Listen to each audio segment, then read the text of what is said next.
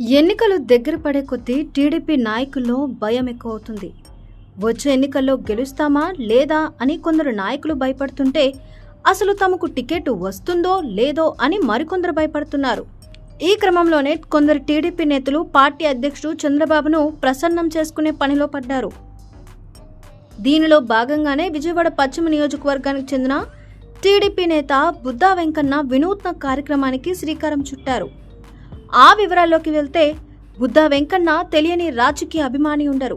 ఎందుకంటే ఆయన తొడ కొట్టడంలో బాగా ఫేమస్. తనని తాను ఎక్కువ ఊహించుకొని మాచర్ల నియోజకవర్గానికి వెళ్లి అక్కడి నుంచి ప్రాణభయంతో విజయవాడకు పారిపోయి వచ్చారాయన. బుద్దా వెంకన్న ప్రస్తుతం విజయవాడ పశ్చిమ టికెట్ ఆశిస్తున్నారు. అయితే బుద్దా వెంకన్నతో పాటు చాలా మంది టీడీపీ నేతలు ఆ సీటుపై కన్నేశారు. జలీల్ ఖాన్, షేక్ నాగుల్ మీరా వంటి టీడీపీ నేతలు అక్కడి నుంచి పోటీ చేయడానికి సిద్ధమవుతున్నారు.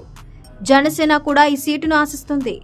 దీంతో చంద్రబాబును ప్రసన్నం చేసుకోవడానికి బుద్దా వెంకన్న కొత్త ఆలోచనతో ముందుకొచ్చారు.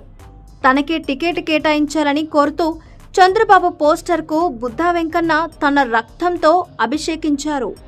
ప్యాకెట్లో తీసుకొచ్చిన రక్తంలో బ్రష్ను ముంచి సిబిఎన్ జిందాబాద్, నా ప్రాణం అర్పిస్తా అనే అక్షరాలను గోడలపై రాశారు. అనంతరం చంద్రబాబు పోస్టర్ పాదాలకు రక్తాన్ని పూసి తన అభిమానాన్ని చాటుకున్నారు. అయితే దీనిపై సోషల్ మీడియాలో బుద్దా వెంకన్నపై సెటైర్లు కనిపిస్తున్నాయి.